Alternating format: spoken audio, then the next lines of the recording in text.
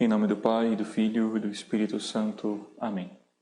Ave Maria, cheia de graça, o Senhor é convosco. Bendita sois vós entre as mulheres, e bendito é o fruto do vosso ventre, Jesus. Santa Maria, Mãe de Deus, rogai por nós, pecadores, agora e na hora de nossa morte. Amém. Santa Maria, esperança nossa e sede da sabedoria, rogai por nós. São José, rogai por nós. Em nome do Pai, do Filho e do Espírito Santo. Amém. Pois bem, queridos irmãos e irmãs, antes de nós iniciarmos a segunda parte deste tema 6 sobre a criação, gostaria de que você que está assistindo esse vídeo, desse o seu like no vídeo e não se esqueça de se inscrever no canal e acionar o sininho. Porque cada vez que um vídeo novo sair, seja sobre as catequeses, sobre uma meditação ou sobre qualquer outro vídeo sobre a criatura e arte sacra, enfim, você receberá a notificação no seu YouTube. Então se inscreva no canal, acione o sininho e dê também o seu like e compartilhe essa série catequeses nas suas redes sociais para que mais pessoas possam ter acesso a elas. Pois bem, então nós terminamos a última aula que nos falava sobre a criação de Deus, a obra da Santíssima Trindade. E nós estávamos nos perguntando então qual o fim que move a Deus a criar e também o que ele pretendeu ao nos criar.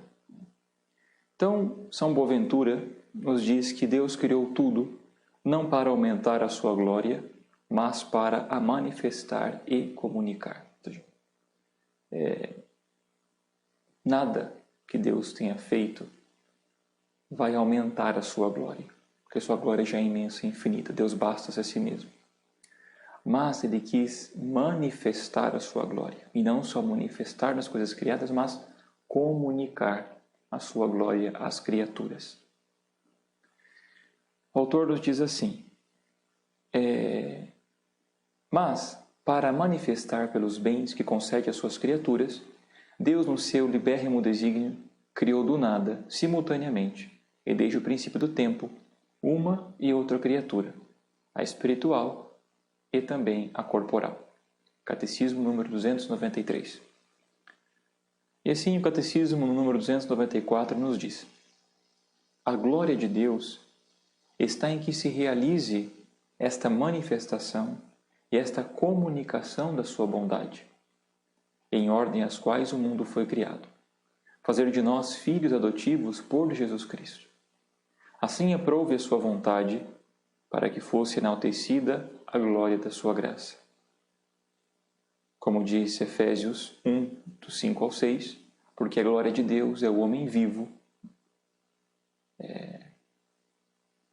Santo Irineu nos diz isso em diversos héreses, porque a glória de Deus é o homem vivo e a vida do homem é a visão de Deus.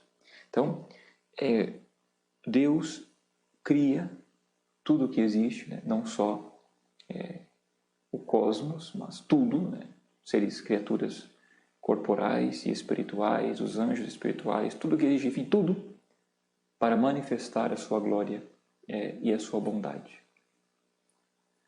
Então, livremente, por sua bondade, por seu amor, ele nos cria para manifestar a sua glória e a sua bondade, porque a glória de Deus é o homem vivo e a vida do homem é a visão de Deus. A glória de Deus é o homem vivo,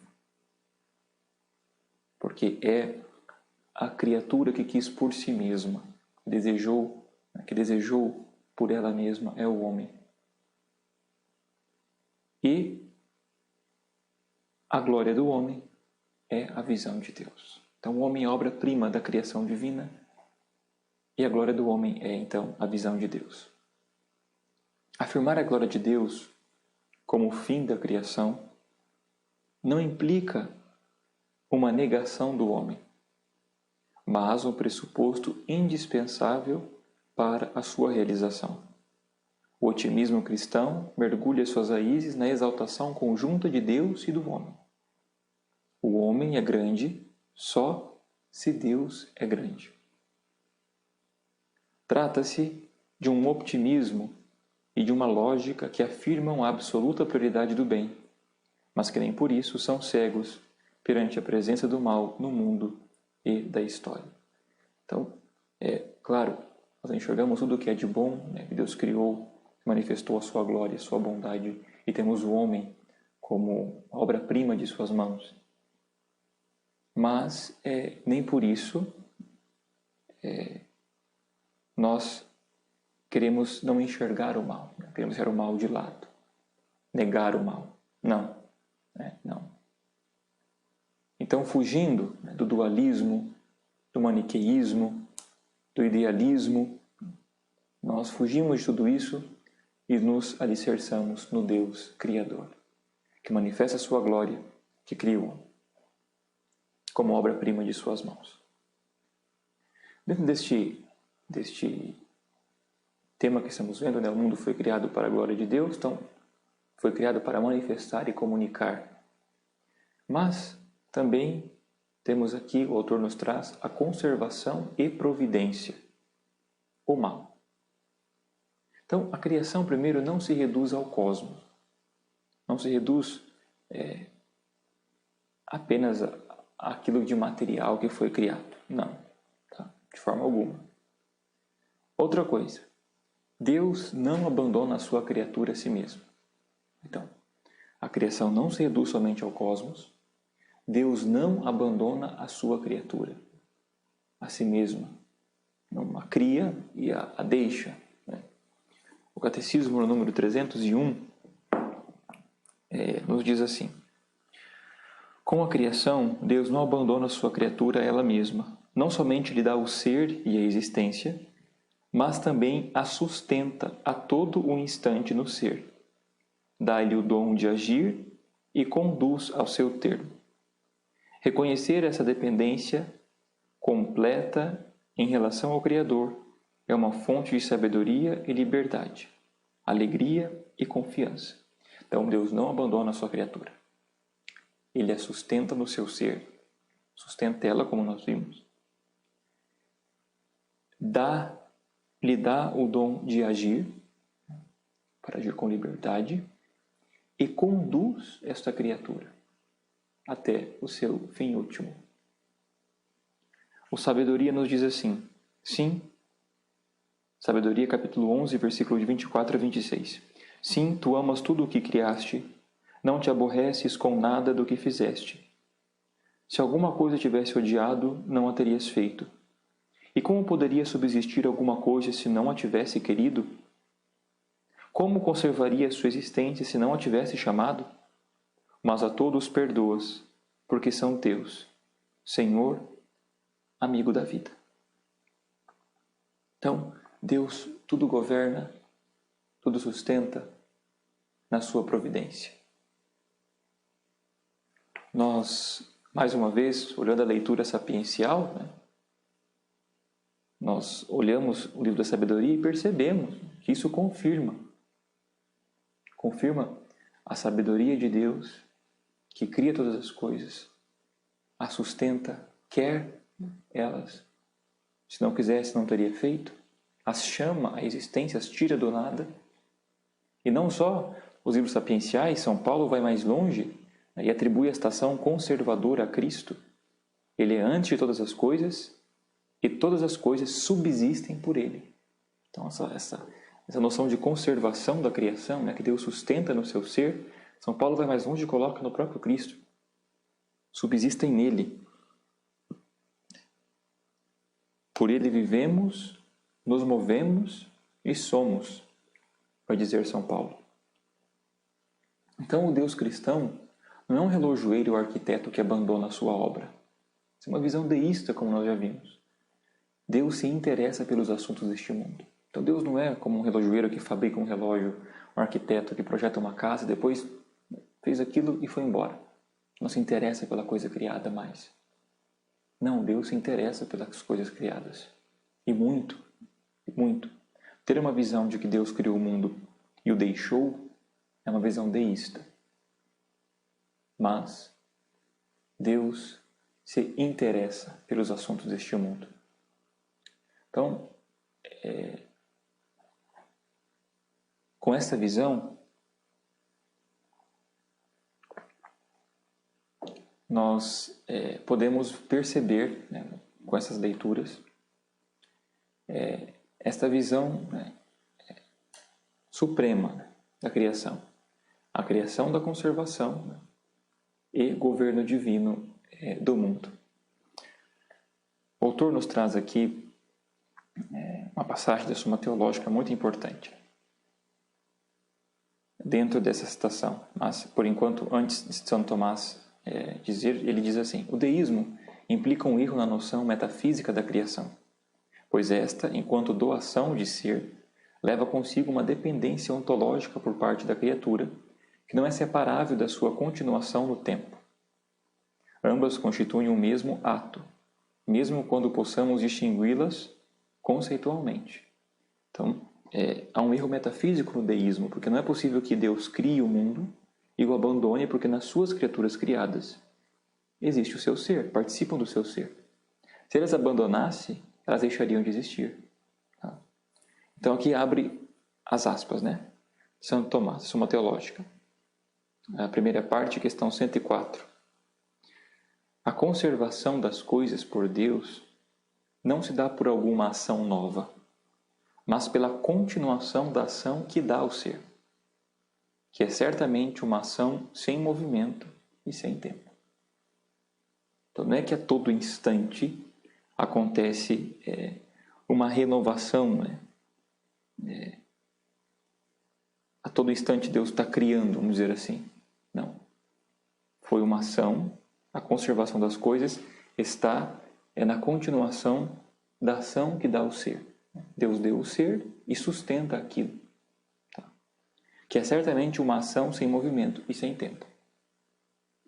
Claro, se ela estivesse dependente do movimento e do tempo, ela não seria uma ação de conservação.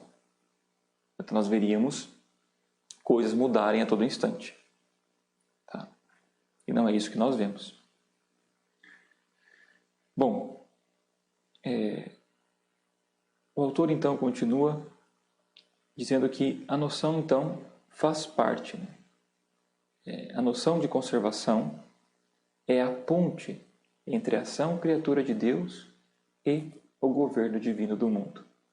Deus não só cria o mundo e o mantém na existência, mas conduz as criaturas para a perfeição última a qual Ele as chamou. Então Deus não só cria o mundo, não só o mantém na existência, né?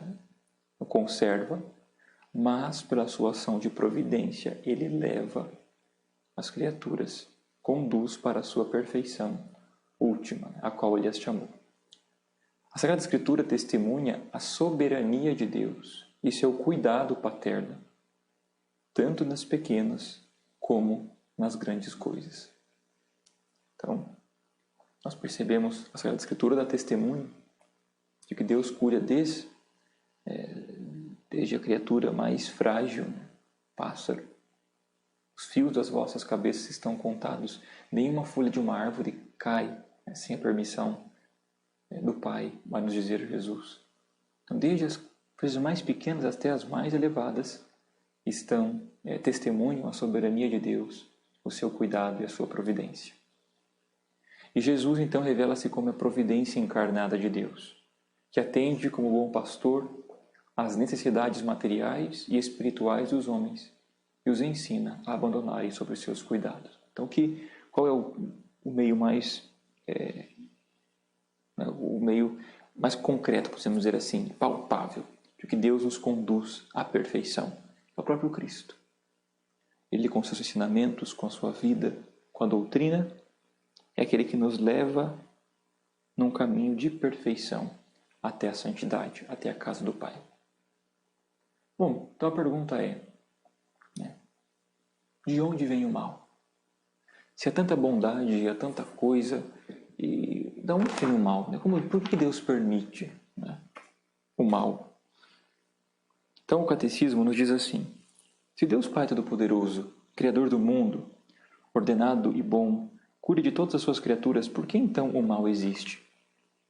Para essa pergunta, tão premente, quão inevitável, tão dolorosa quanto misteriosa, não há uma resposta rápida. é o conjunto da fé cristã que constitui a resposta a esta pergunta. A bondade da criação, o drama do pecado, o amor paciente de Deus que se antecipa ao homem por suas alianças, pela encarnação redentora de seu Filho, pelo dom do Espírito, pelo congraçamento da Igreja, pela força dos sacramentos, pelo chamado a uma vida bem-aventurada, a qual as criaturas livres são convidadas antecipadamente a assentir, mas da qual podem, por um terrível mistério, abrir mão também antecipadamente. Não há nenhum elemento da mensagem cristã que não seja, por uma parte, uma resposta à questão do mal. Então, o mal faz parte de um mistério. Faz parte do mistério também. Que o conjunto da fé cristã, da Sagrada Escritura, da tradição, nos levam a uma compreensão, mas o conjunto dos fatos, não um fato isolado. Então, nós temos que fazer um assentimento de fé e não começar a ditar a Deus o que ele deveria ter feito ou não teria feito. Porque o Senhor não acabou com isso, fez aquilo. Não. O fato está aí. A história da salvação aconteceu. Nós precisamos agora nos debruçar sobre ela e meditar sobre este grande problema que é o mal. Então, a criação não ficou acabada no princípio, entendeu?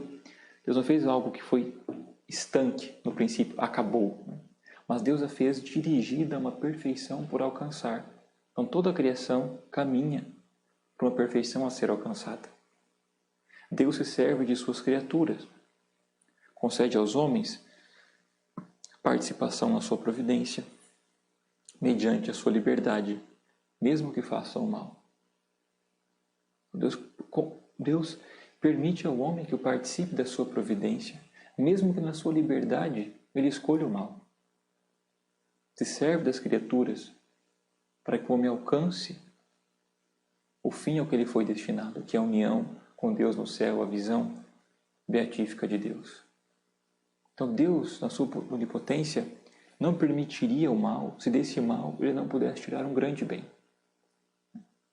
Como diz São Paulo, todas as coisas concorrem para o bem dos que amam a Deus. Romanos 8, 28.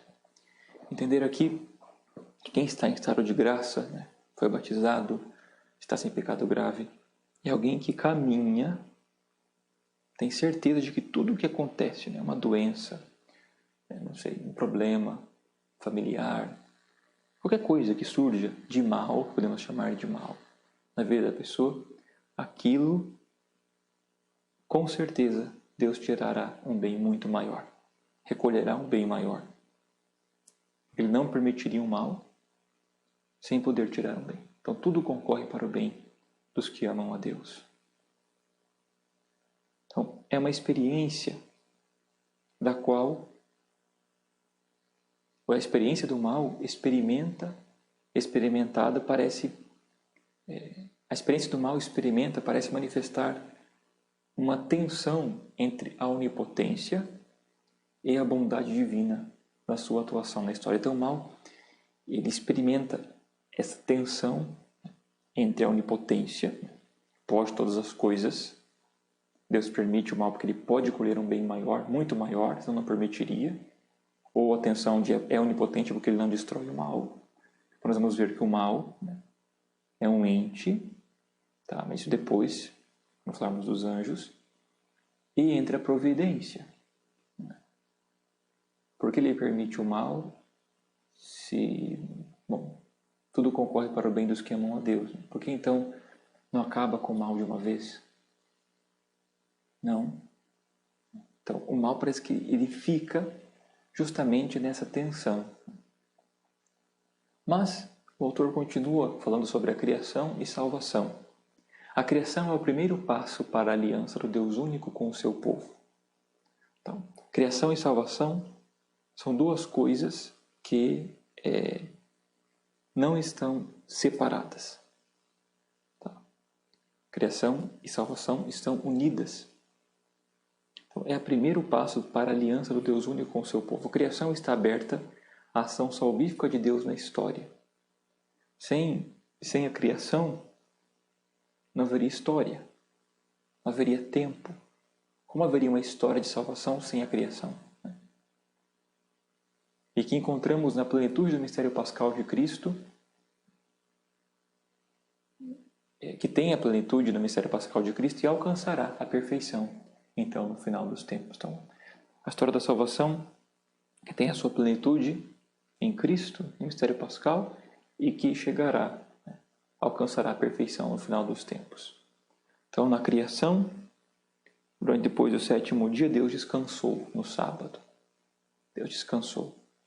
Na nova criação, quando Deus refaz todas as coisas no Filho, então a ressurreição acontece no oitavo dia, que é a nova criação. Todas as coisas são feitas, renovadas no Cristo. Então, o domingo como o oitavo dia, o dia da ressurreição.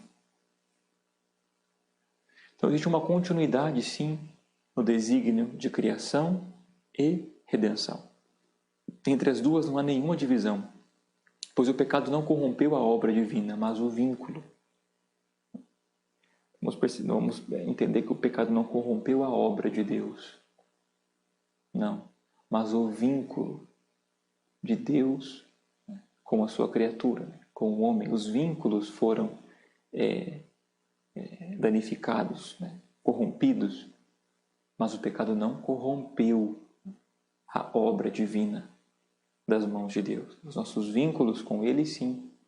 E aí todas as consequências que isso trouxe para nós. Mas o mundo, a criação de Deus não é má. O homem não é mau, intrinsecamente o mal. O mundo não é mau. A obra de Deus é boa. Então o autor nos diz assim, quem está nos acompanhando, criação e salvação. A relação entre ambas, criação e salvação, pode expressar-se dizendo que, por um lado, a criação é o primeiro acontecimento salvífico e, por outro, que a salvação redentora tem as características de uma nova criação. O primeiro ato do Criador de Deus já é um ato de salvação, de aliança, de amor. E que a salvação redentora tem as características de uma nova salvação, uma nova criação, perdão. Esta relação ilumina importantes aspectos da fé cristã, como a ordenação da natureza, a graça, ou a existência de um único fim sobrenatural do homem. Então, entender que este ato criador de Deus, que também é um ato salvífico, não está separado da redenção de Cristo, a nova criação. Então nós percebemos que a nossa natureza, a graça supõe a natureza, isso nos ensina a teologia. Nós precisamos da natureza, a graça supõe a natureza. E também percebemos que o homem tem uma existência, um fim último sobrenatural, pela criação e também pela redenção. Bom, na próxima aula nós veremos algo muito importante, que é a realidade criada. Então vamos estudar as coisas que Deus criou. Então nós vamos ver o mundo espiritual dos anjos, que foi a primeira coisa que Deus criou, o mundo material, e depois o homem e algumas consequências práticas da verdade da criação. Então, eu peço que vocês, por favor, se aprofundem esses pontos do catecismo que eu dei para vocês, leiam em casa, reflitam. É um tempo muito curto que nós temos aqui e são conceitos muito difíceis de entender, a gente tem que estudar mesmo. Aqui é só um meio de elucidar. Se alguém tiver alguma dúvida, pode deixar nos comentários, que eu irei responder. Então, nós estamos usando este livro de José Manuel Martim, Resumos da Fé Cristã, alicerçados, claro, sempre com o Catecismo da Igreja Católica, Compêndio da Igreja Católica, os documentos do Concílio Vaticano II, E também na próxima aula eu vou trazer aqui o Denzinger e explicar um pouco sobre ele, porque existem citações aqui que o autor faz dentro das catequeses, e importante também nós conhecermos o Denzinger é um compêndio, né, de todas as declarações do magistério, enfim, dos documentos, um resumo pelo menos de cada um deles. Tá bom? Fique conosco, não esqueça, dê seu like, se inscreva no canal, compartilhe este vídeo e deixe suas dúvidas ou também a sua palavra de apreço nos comentários. Deus abençoe você, em nome do Pai, do Filho e do Espírito Santo. Amém.